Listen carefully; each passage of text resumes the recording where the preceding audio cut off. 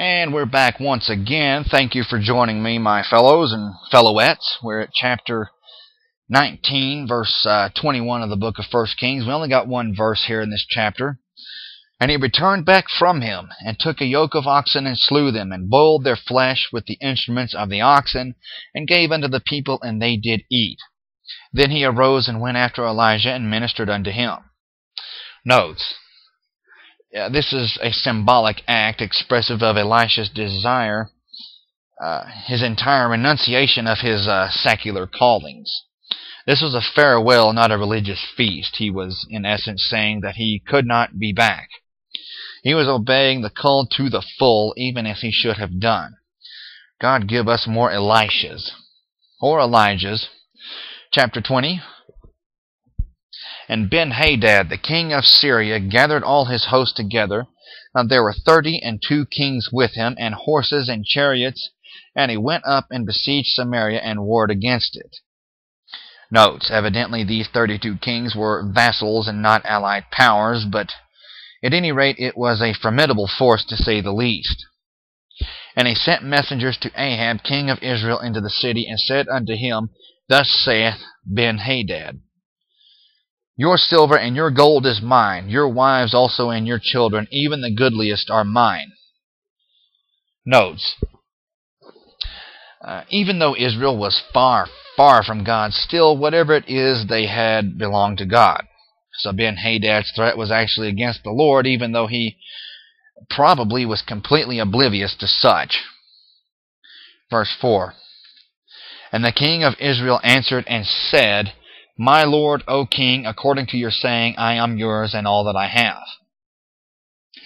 Notice, as we shall certainly read, Ben-Hadad didn't exactly believe what Ahab was saying. He thought it was more of a lip service.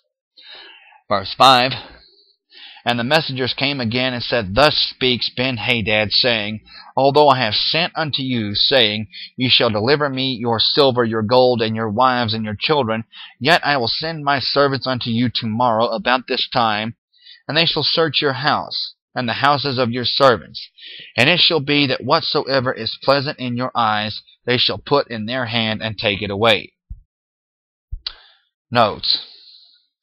You can kind of see the objective here. Ben-Hadad was to couch his message in the absolute most offensive and humiliating way he could come up with, and he did kind of a good job here. Verse 7. Then the king of Israel called all the elders of the land and said, Mark, I pray you, and see how this man seeks mischief. For he sent unto me for my wives, and for my children, and for my silver, and for my gold, and I denied him not. And all the elders and all the people said unto him, Hearken not unto him, nor consent. Wherefore he said unto the messengers of Ben-Hadad, Tell my lord the king, all that you did send for to your servant at the first I will do, but this thing I may not do. And the messengers departed, and brought him who was Ben-Hadad word again. And Ben-Hadad sent unto him who was Ahab, and said, The gods do so unto me, and more also, if the dust of Samaria shall suffice for handfuls for all the people who follow me. Notes. To put it flatly, he's saying that my army is big enough to reduce you to a pile of nothingness. You're going to be nothing but ground sand by the time I'm done with you. Very, very arrogant statement. Verse 11. And the king of Israel answered and said, Tell him, let not him who girds on his harness boast himself as he puts it off. Notes, this was the message sent by Ahab to Ben-Hadad. Keep that in mind. Verse 12. And it came to pass, when Ben-Hadad heard this message, as he was drinking, he and the kings in the pavilions, that he said unto his servants, Set yourselves in array. And they set themselves in array against the city. Notes, they're going against Samaria. Verse 13, something very interesting is about to happen. And there, behold, came a prophet unto Ahab, the king of Israel, saying, Thus saith the Lord, Have ye seen all this great multitude? Behold, I will deliver it into your hand this day, and you shall know that I am the Lord. Note, Despite the great evil being committed by Israel, the Lord at this time would deem it desirable to deliver his people. Israel belonged to him, even though most of them were far from God. I would even go as far to say as that small remnant was what actually kept God from making negative decisions at this time. Well, we also learn from this that all had best be careful in laying their hands on that which belongs to the Lord. In fact, God gives no man the right to chastise another brother or sister in the name of the Lord.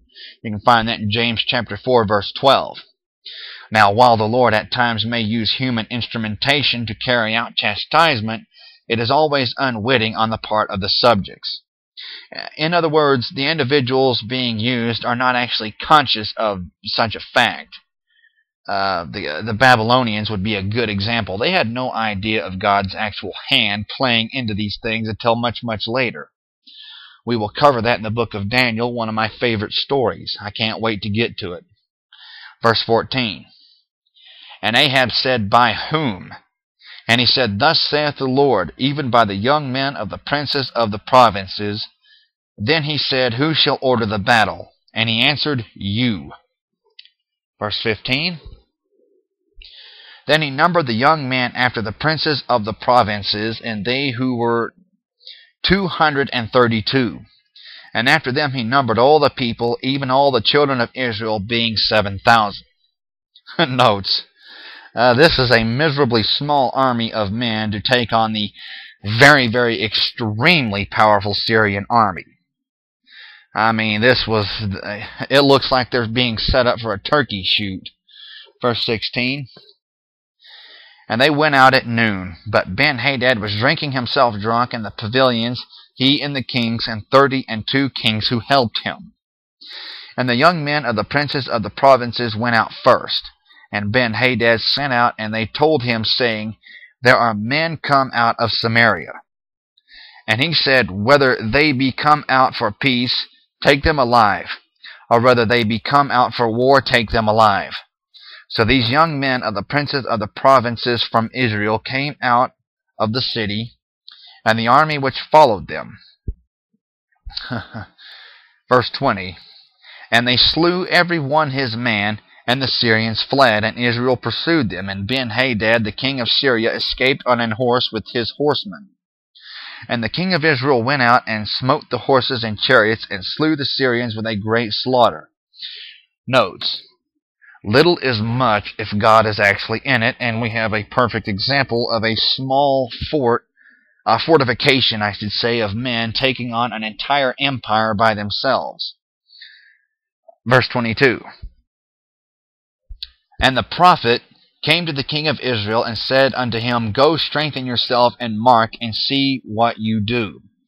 For at the return of the year the king of Syria will come up against you. Notes. This prophet is the same one who came at the first, whom God does not even actually identify. But anyways, for at the first of the year the king of Syria will come up against you, and the servants of the king of Syria said unto him, Their gods are gods of the hills. Therefore they were stronger than we, but let us fight against them in the plain, and surely we shall be stronger than they. Notes. Kind of interesting, the Syrians recognized that it was God who had defeated them, but they looked at Jehovah or God as a local deity, and in this case, he was little more than a god of the hills. So if they fight in the valley, the God of Israel will be helpless, or so they think. Rather stupid if you ask me. Unredeemed man never has any idea as to who God actually is. Verse 24. And do this thing, take the kings away, every man out of his place, and put captains in their rooms. Notes. In other words, put veteran military men at the head of each and every single unit. And we will pick up in chapter 20, verse 25 of the book of 1 Kings. Thank you, and God bless.